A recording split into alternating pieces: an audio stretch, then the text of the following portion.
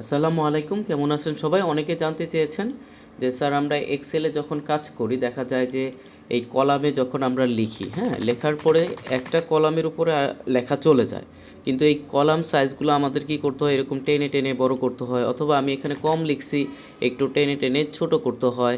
Sir এটার কোনো automatic কাজ করা যায় কি না, এটার একটা সলিউশন কি হতে পারে?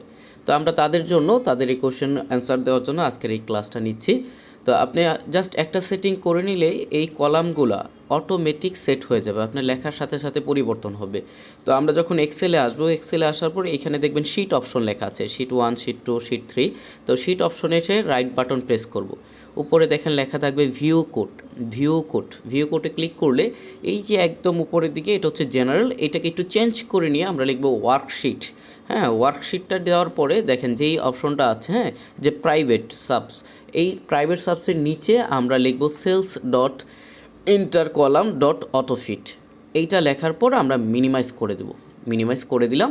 এখন যদি আমি এখানে নাম লিখি, ধরেন student name, STUDENT, student, NAME, student name লিখে আমি পরের কলামে গেলাম, দেখেন এইটা কিন্তু অটোমেটিক চেঞ্জ হয়েছে।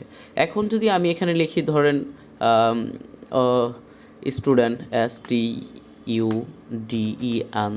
স্টুডেন্ট, ওকে, দেখেন স্টুডেন্ট লিখলাম, তারপর ওটা হচ্ছে স্টুডেন্ট রোল লিখতে পারি, হ্যাঁ, ROL।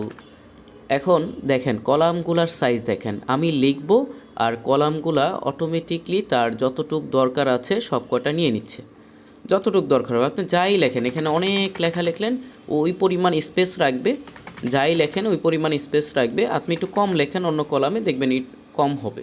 ওকে, আশা করি এই সমস্যার সম্মুখীন আর কেউ হবেন না, যে এই ধরে ধরে টেনে টেনে এরকম বাড়ানোরও কিছু নাই, কমানোরও কিছু নাই। আপনি জাস্ট একটা সেটিং ঠিক করে নেবেন, এই সেটিংটা ঠিক করলে আশা করা যায় আপনাদের এই সমস্যার সমাধান হয়ে যাবে। সো অবশ্যই ভালো থাকবেন। আমাদের চ্যানেলে নতুন হয়ে থাকলে অবশ্যই সাবস্ক্রাইব করে দিবেন। আল্লাহ হাফেজ, দেখা হবে নেক্সট ক্লাসে।